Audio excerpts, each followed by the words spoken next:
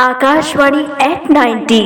नमस्कार। आज जब आकाशवाणी के 90 वर्षों के सफर का जश्न मना रहे हैं, मैं ओम सिंह एक आम श्रोता के तौर पर अपने अनुभव साझा करना चाहता हूँ। बचपन से लेकर आज तक आकाशवाणी हमारे घर घर की आवाज रही है।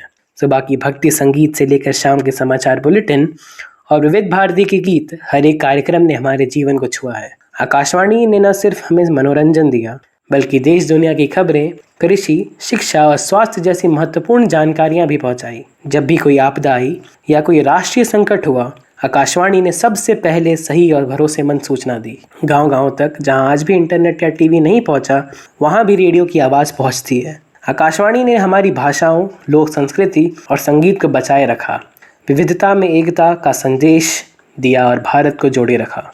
आज जब मोबाइल और इंटरनेट का जमाना है, तब भी आकाशवाणी ने ऐप्स और डिजिटल प्लेटफॉर्म के जरिए खुद को नया रूप दिया है। आकाशवाणी ने सूचना, शिक्षा, मनोरंजन के साथ साथ श्रोताओं को उनके अधिकारों के प्रति जागरूक किया, सामाजिक मुद्दों पर चर्चा कराई और लोगों को सचेत किया। इसके कार्यक्रमों ने ग्रामीण और शहरी दोनों क्षेत्रों में शिक्षा, स्वास्थ्य, कृषि, महिला सशक्तिकरण और नागरिक जिम्मेदारियों जैसे विषयों पर जानकारी देकर समाज को सजग बनाया। सांस्कृतिक पहचान की दृष्टि से आकाशवाणी ने देश की विभिन्न भाषाओं, लोकगीतों, कहानियों और परंपराओं को मंच दिया। आकाशवाणी के 90 साल पूरे होने पर मैं दिल से धन्यवाद देता हूँ, जिसने हमें जोड़े रखा, सिखाया और हमारी पहचान को सहेजा। आकाशवाणी सच में आकाश से आई आवाज़ है, जो हर दिल तक पहुँचती है। धन्यवाद।